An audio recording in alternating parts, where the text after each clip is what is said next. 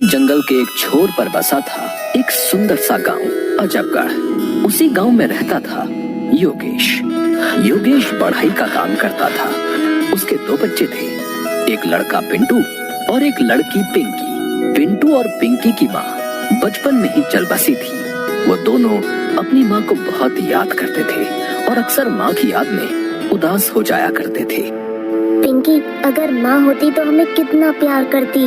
हाँ भैया, मुझे भी माँ की बहुत याद आती है। उनकी ये बातें उनके पिता सुन रहे थे। बच्चों की उदासी दूर करने के लिए उनके पिता ने दूसरी शादी कर ली। पिंटू और पिंकी नई माँ को पाकर बहुत खुश हुए, लेकिन उनकी सौतेली माँ गायत्री उन्हें देखकर खुश नहीं हुई। वो एक दुष्ट औरत थी। वो किसी भी तरह उनसे छुटकारा पाना चाहती थी और इसलिए हर समय नए नए उपाय सोचा करती थी। वो रोज अपने पति से पिंटू और पिंकी की शिकायतें करती ताकि वो उनसे नाराज हो जाए। अरे पिंटू के पापा, आपको पता है आज पिंटू और पिंकी पूरा दिन खेलते रहे और इन्होंने मेरी बात नहीं मानी और मुझे उल्टा जवाब भी दिया। लेकिन ऐसा हुआ नहीं। योगेश पिंटू और पिंकी से बहुत प्यार करता था, इसलिए वो उन्हें प्यार से समझाता कि वे अपनी माँ को परेशान न करें और उसे किसी प्रकार की शिकायत का मौका न दें। पिंटू और पिंकी भी पिता की बात मान अपनी सौतेली माँ को खुश करने की कोशिश किया करते, लेकिन वो तो किसी भी तरह बस उन दोनों से छुटकारा पाना चाहती थी। एक बार उनके गांव में सूखा पड़ गया। लोग खाने को मोहताज हो गए।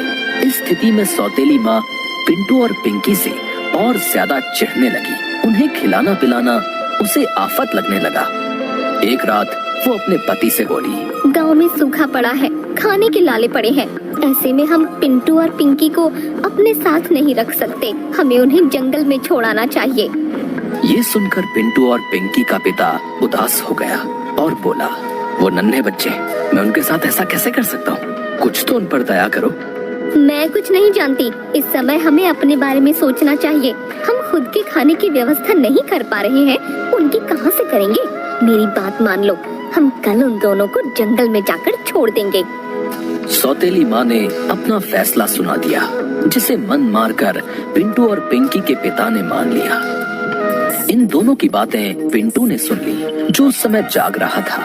वो तुरंत घर के आंगन में गया और वहाँ कोने में रखे डिब्बे से अपने कुछ कंचे अपने पास रख लिए। अगली सुबह सौतेली माँ उनसे बोली, पिंटू और पिंकी, हम लोग लकड़ियाँ काटने जंगल जा रहे हैं। तुम दोनों भी हमारे साथ चल रहे हो। चलो जल्दी तैयार हो जाओ। पिंटू और पिंकी जंगल जाने के लिए तैयार हो गए।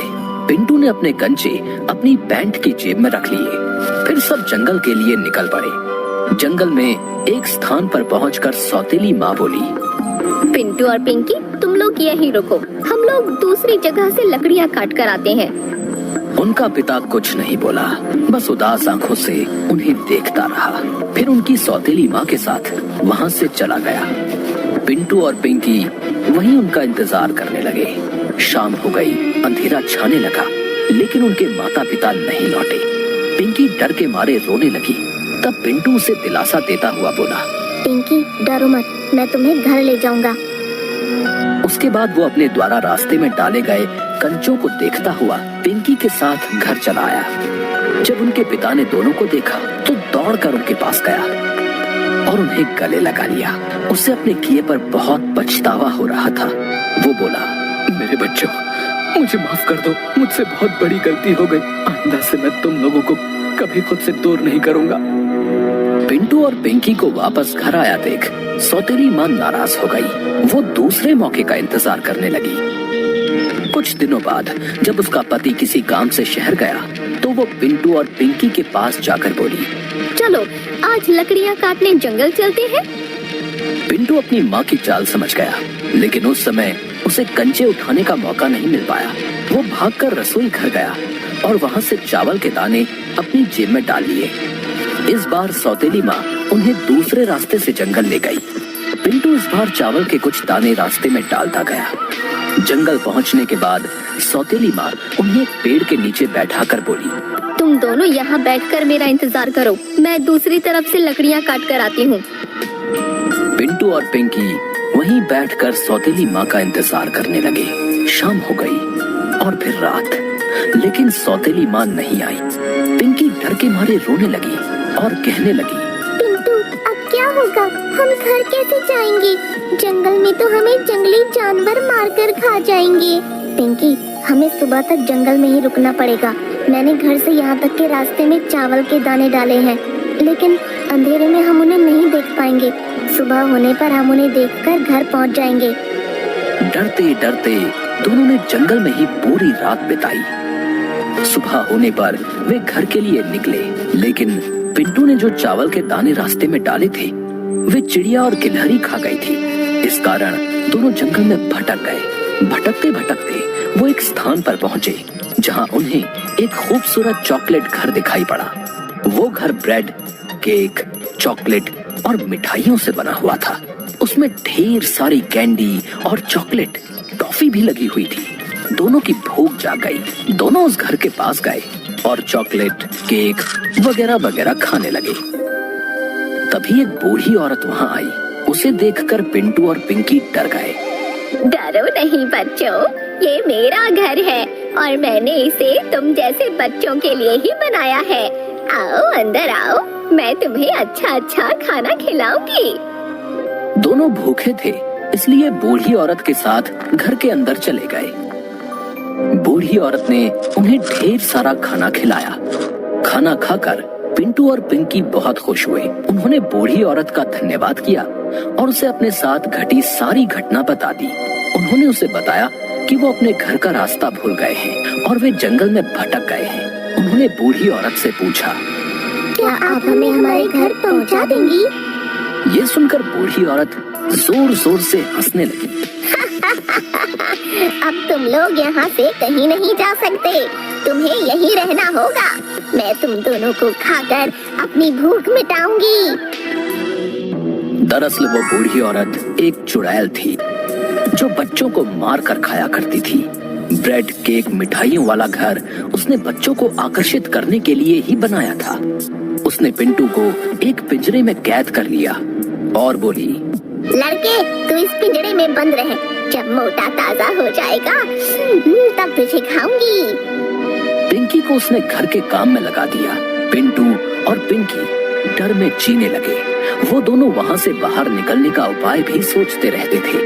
एक दिन बूढ़ी चुड़ैल पिंकी से बोली, आज एक बड़े बर्तन में पानी गरम करो, मैं उसमें पिंटू का सूप बनाकर पीऊंगी। पिंकी डर गई। उसने ये बात जाकर पिंटू को बताई तो उसे वहाँ से बाहर निकलने का एक उपाय सूझ गया। उसने वो उपाय पिंकी के कान में बता दिया।